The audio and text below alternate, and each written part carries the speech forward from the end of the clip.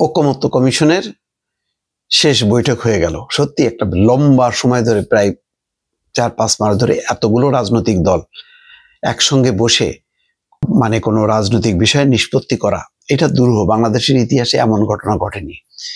এবং এটা সম্ভব হয়েছে এই কারণে, যেহেতু একটা ফ্যাসিবাদের বিরুদ্ধে লড়াই সংগ্রাম করে এই রাজনৈতিক দলগুলোর মধ্যে একটা উপলব্ধি যে না, এখানে আলোচনায় অংশ নিতে হবে, ভেতরে যাই থাকুক না কেন, দ্বিমত থাকুক না কেন, সেই দ্বিমতগুলো প্রকাশ করতে হবে, যেখানে ঐক্যমত পোষণ করার দরকার সেখানে ঐক্যমত পোষণ করতে হবে। যার জন্য দেখেন 30টা রাজনৈতিক দলকে নিয়ে এত লম্বা সময় ধরে ধারাবাহিকভাবে বৈঠক করা, এটা চারটিখানি কথা না। যদিও সনদ স্বাক্ষর অনুষ্ঠানে এনসিপি না থাকার কারণে এটা অনুষ্ঠানটার ঔজ্জ্বল্য বিনষ্ট হয়েছে কিছুটা।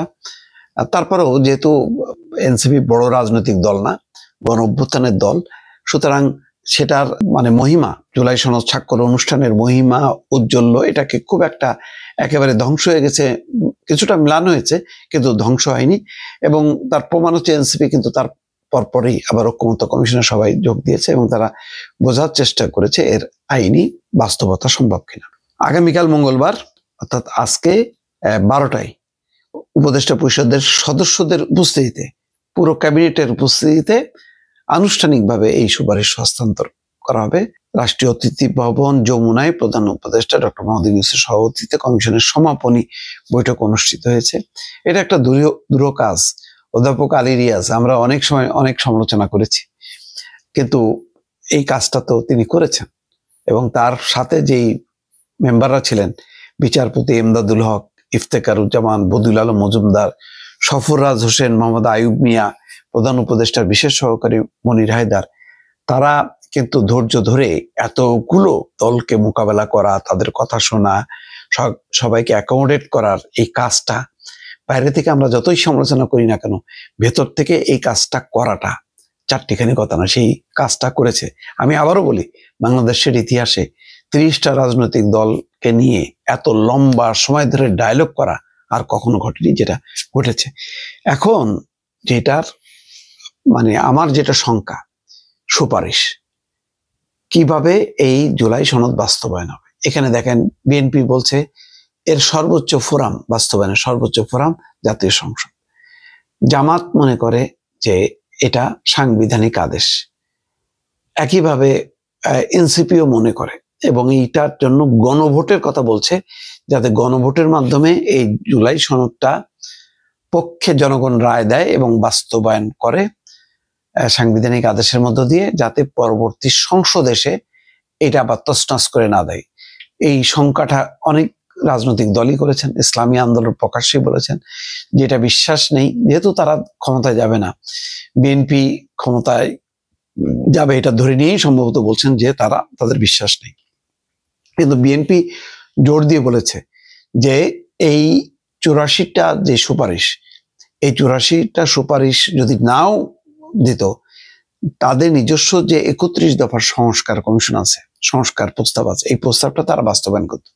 এবং এর মধ্যে বহু প্রস্তাব এই 84টার প্রস্তাবের সাথে মিল আছে।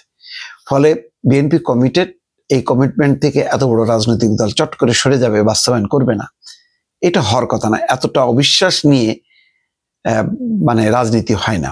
রাজনীতিতে একটা নীতি আছে, নৈতিকতা আছে, বিশ্বাস আছে, আবার তার আইনি পদক্ষেপও আছে।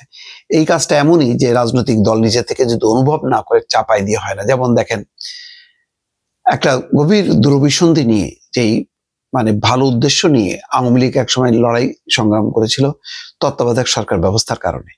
আবার তখন কিন্তু ছিল তার একটা উদার মনোভাব, যে একটা স্বাধীন নির্বাচন হইতে গেলে একটা তত্ত্বাবধায়ক সরকার। তখন ক্ষমতায় ছিল বিএনপি, তখন কিন্তু মানে নেই, কিন্তু পরের চাপের মধ্যে তারা মেনেছে এবং তারা নিজেরাই এই সংক্রান্ত আইন পাশ করেছে। অর্থাৎ বিলম্ব হলেও তারা বাস্তবতা অনুভব করেছে। সেই যেখানে বিএনপি আওয়ামী লীগের এক ধরনের ঐক্যমত্য ছিল, সেই ঐক্যমত্যটাকে তছনছ করে দিয়ে তারা কি করলো, 2008-এর নির্বাচনের পর তারা 9, 10 কি 11-তে করলো ওই তত্ত্বাবধায়ক সরকার ব্যবস্থা বাদ দিয়ে দলীয় সরকারের অধীনে নির্বাচন।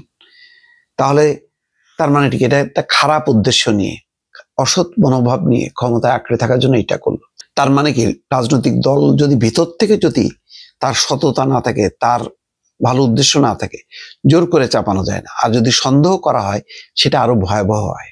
তো যাই হোক, এখন সংখ্যাটা হলো এই যে সুপারিশের, যে এটা বাস্তবায়নের জন্য যে বিভিন্ন সুপারিশ দেবে, সেই সুপারিশের কোনো একটা হয় বিএনপির বিপক্ষে যেতে পারে, জামাতের বিপক্ষে যেতে পারে, এনসিপির বিপক্ষে যেতে পারে।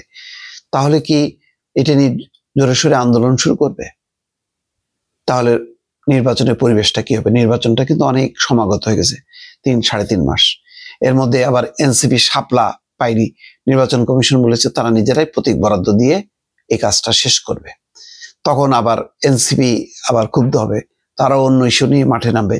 ফলে এখনো এই জুলাই সনদ বাস্তবায়নের পদ্ধতি নিয়ে, তারপরে শাপলা প্রতীক নিয়ে যে রাজনৈতিক অশান্তি, রাজনীতির এই আকাশে একটা কালো মেঘ জমা বাঁধতে পারে, সেই সংখ্যাটা আছে। কিন্তু সব মিলায় দেখা যাক মানে শেষ পর্যন্ত কি হয়। যদি সবকিছু এই জুলাই সনদ বাস্তবায়নের সুপারিশটার ব্যাপারে সব রাজনৈতিক দল একমত হয়, তাহলে নিঃসন্দেহে এটা নিশ্চিত যে একটা ভালো নির্বাচন জাতি পেতে যাচ্ছে। দর্শক।